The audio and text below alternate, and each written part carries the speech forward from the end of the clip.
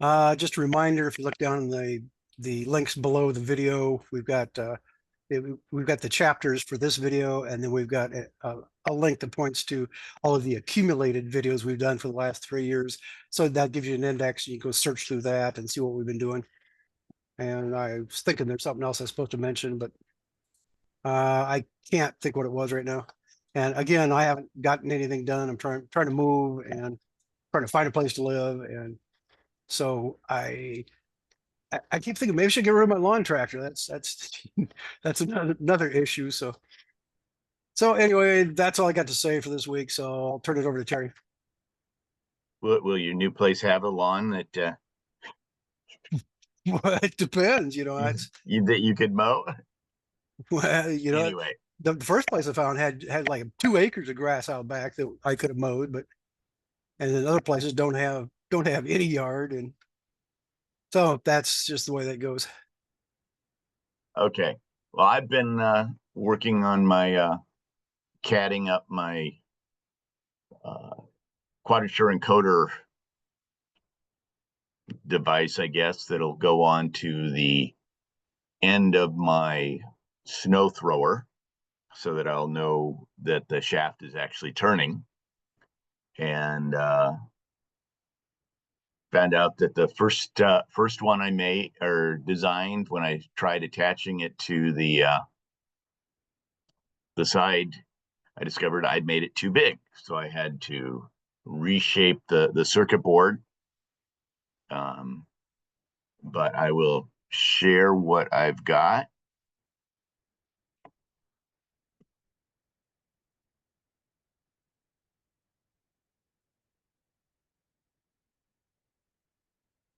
Can you see it? It's a blue disc. Okay. So this has the 2 optical interrupters, the HY860F. It's got 2 of those. It's I'm to make it so that I didn't have to print with any 3D print without any supports. I made it 2 pieces and then have these screws for connecting the 2 pieces together. And then this one goes all the way through to the bottom and will be on the piece that I'll be mounting it on, because here's the 3 mounting holes that this whole device will be on. Since I want to keep the height as short as possible, I put these little dugouts in so that I can put the sensors as low as I can. And then this is just a circuit that this will connect to one of the optical interrupters. This will connect to the other optical interrupter. And then this will go to my processor, feeding it channel A and channel B, and then also carry the +5 volts and the ground. This resistor will be used to current limit for the 2 LEDs. And then these are pull-up resistors for the optical interrupter. That's about what I've done so far. Just for a frame of reference, what's the diameter of that disc? I believe it's 3 inches, but I can.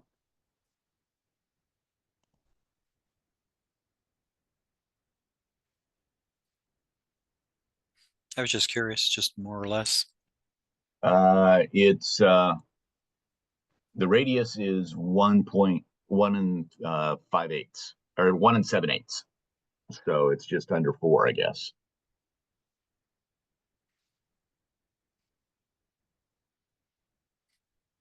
And it will be it'll be attaching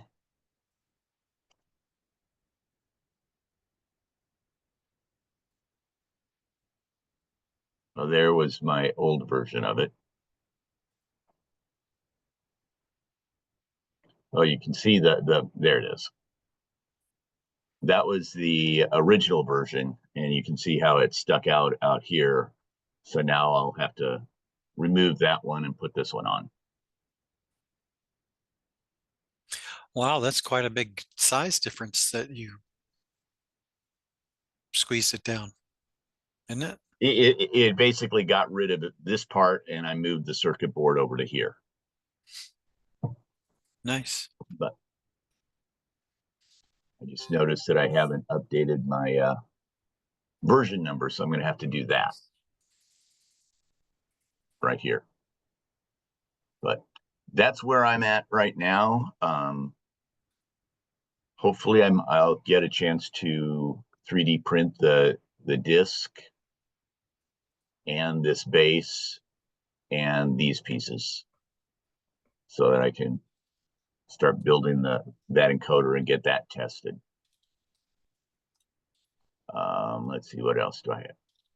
I'm also going to be putting an enclosure up here that'll have the ItsyBitsy that I plan on using as the controller for this, and along with the motor control board, and start working on where to put some RGB individually addressable LEDs. I'm thinking of putting those kind of out here and maybe up here, but we'll see on that. You're talking about like the individual 8mm. I mean, they probably come in different sizes, but I've messed around with like 8mm in diameter addressable LEDs. As The opposed LED to strips. So you're going to do the strip where you've got Right. them all evenly spaced. Yeah. And so I'm thinking like 4 or 5 along this side. I think they're like every 1.5 inches along this edge, and then the same on the other side. Are you going to get the ones that are relatively waterproof? You can get ones with like a Yeah. silicone jacket on it. Yeah. Have you played with those enough to know, does that keep the water out, or when you get the water and then it'd be a pain to get the water back out? Well, it depends on how you if you don't cut the 15-foot long strip, then you're waterproof. It's when you cut it, then you have to figure out how to reseal it. And I've got some clear PLA filament that I'm hoping to use to help cover it up and protect it. Okay. Nice. But that's where I'm at.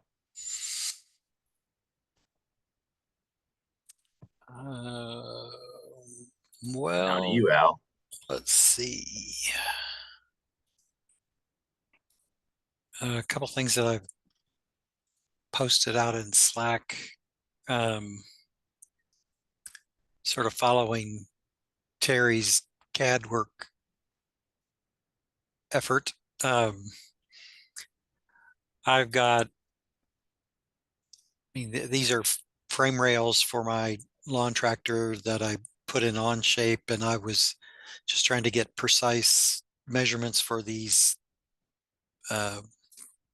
effectively flat bar pieces to use as the electronics holder on the side here for my electronics, and then this piece would hold the linear actuator that controls the transmission that's back here. So in the process of trying to get those pieces cut, and in reality I could have went out and just bought flat bar and used a drill press and probably could have made it all work, but as typical, there's always an opportunity to make things more complicated than they need to be. And I am pursuing that dream. And in that quest, first I learned Onshape because I had never really used it. I'd used Fusion 360, and then in trying to get sheet metal to work so that it would model these, a bend like this. Potentially there's a better way, but I could create it in Onshape, but I couldn't export it to a DXF file in a 2D flat view because, I mean, this is obviously a side view, but really what I needed to give to the fabricator is something like this, where you've this part down here on the right hand side, these three lines represent the bend, and the middle line here is the actual 90 degree. This is the line on the left is the start of the bend. The line on the right is the end of the bend. And so figuring out how to do that with my CAD skills and my fabricator's software skills. I mean, again, this is a side view. There's been a little bit of back and forth on that. The key learnings for me was first, whatever CAD software you're using, can you get to a 2D shape that lays out the lines? Because if I would have sent this, well, I did send this to the fabricator, and he's like, what are these three lines down here? Like, well, that's the bend. He's like, well, I'm going to cut there because that's, the plasma cutter is going to cut those three lines. So I had to figure out a way to communicate with his plasma cutter, not to cut those lines, but to indicate that's where the bend needs to be. And so he suggested, although it would reduce a little bit of the structural integrity, even given we're using 1/4 inch steel plate, we've got room to work with. I've put notches, and so you can just sort of barely make it out. There's a 0.1 inch notch or line where I want a bend to occur, and then so he'll put that on his, did he call it a brake? I forgot what machine he uses to bend this stuff. So he'd line that up and bend them there. So that's where we're at, is he's putting together his other 1/4 inch plate jobs. So he uses a full plate, and we'll get those 16 pieces laser cut out. So that's where Very cool. where I'm at the moment. So sort of going back to, well, I'm living between Onshape and Fusion 360. What I can do in Onshape that I can't do yet in Fusion 360 is, get an assembled view, which was really easy to do in Onshape. And so I haven't quite figured out how I want to,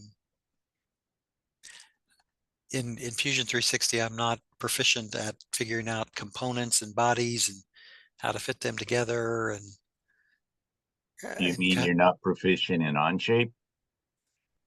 no, in Onshape, this is Onshape. Oh, and so I okay. could put down 2 rails and add components and have them join together.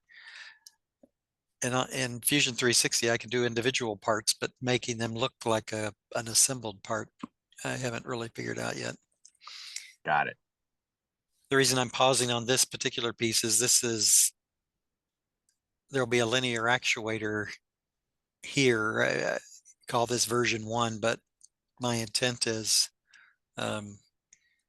to have one of the ends of the linear actuator here and the other end back here with the hydrostatic transmission. I've given myself some left and right play here with slots, and as Jeff had mentioned before about getting that as low as possible of this, it will basically be at the same height as the frame, so it won't be sticking up, as I think the last week I showed a picture of the actuator sticking up a little bit more. So that's where I'm at on that. We'll see if the pieces fit together. And then I'll need to do something about this gas tank. So right now it's not fixed anyway, but I figured I'd work out this height first, and was doing this off premise, and so I just put a big slot in there so I can adjust that for the time being. And I decided to put the antennas together, and this is basically a meter apart instead of futzing around with more design work on the front grille, although I could still opt to go back to that. But for the short term, I'm going to have an antenna here and an antenna there. Your antennas may bounce up and down. You got some pretty long flat stuff sticking out there. When you put a weight on it, they may vibrate. So that's something to keep in mind that as you move along here, see if that happens, and if it does, then you're gonna have to put some more braces or something. You're right. There's a good distance there. Hopefully, using 1/4-inch steel, this will be pretty darn rigid. But we'll see. It'll all rattle apart probably. Yeah. I just assumed you had something thinner than 1/4-inch. I thought maybe you had 1/8 inch or something. So yeah, maybe those will be strong enough to hold that. Hopefully it'll survive a hurricane. Driving down the road at 70 miles an hour.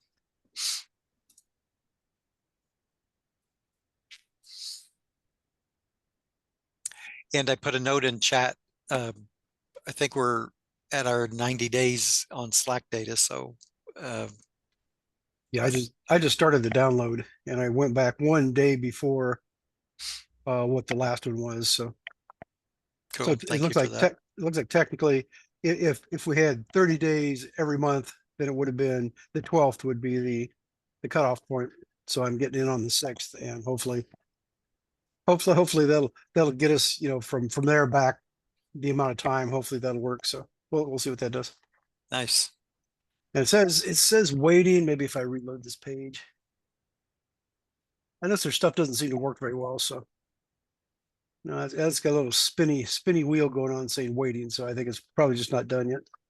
So anyway, I'll try to get that. I think I probably have to run the conversion before the time expires too. So it's just another, I have to copy the right spot and say open it, and then say save as HTML, and it should work. So now, if I weren't so lazy, if I had, didn't have so much spare time on my hands, I'd just make an HTML page that says, here's the links for each chunk that we've saved, and that way, so it wouldn't be quite as grueling as it is right now to find it in the directory and try to open it. And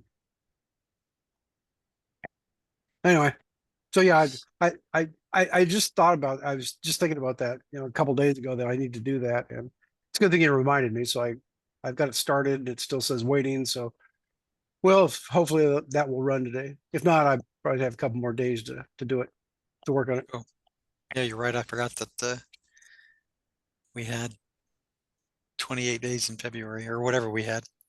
It's not a leap year, is it? No, it's not. I don't think. That's it for me. Unless you want to record anything. Did you listen on the Homebrew Robotics meeting? I did not. I think I was preoccupied. No, number one, I forgot about it. And number two, I didn't really want to do it. So no, I don't have any input on that. I'm all set. Anything from you, Terry? That was it. Okay.